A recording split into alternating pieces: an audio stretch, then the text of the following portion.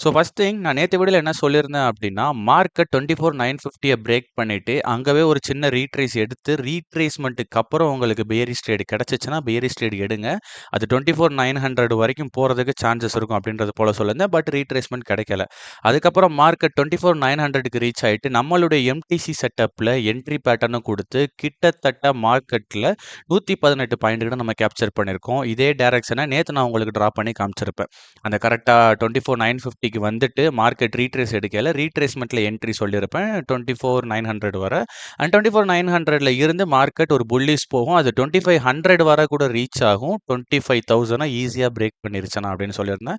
எக்ஸாக்ட்டா அதேதான் 25,000 அது பிரேக் பண்ணல. அது ரியாக்ஷன்ஸே குடுக்கல. இன்கேஸ் 25,000 பிரேக் ஆனதுக்கு அப்புறம் மார்க்கெட் 25,000ல ரீட்ரேஸ் ஆச்சுன்னா அகைன் நீங்க தாராளமா புல்லிஷ் ட்ரேட் போலான்றது போல சொல்லியிருப்பேன். அதுல இருந்தும் மார்க்கெட் ஒரு 100 பாயிண்ட் கிட்ட கவர் பண்ணுச்சு. ஓகேங்களா? ஸோ எக்ஸாக்ட்டா நேத்து வீடியோல நம்ம என்னென்ன பாயிண்ட்லலாம் என்ட்ரி சொல்லியிருந்தோமோ, அதே தான் ஹேப்பன் ஆயிருக்கு. With open interest support and நம்மளுடைய பெர்சனல் எம்டிசி என்ட்ரி செட்டப்லயும்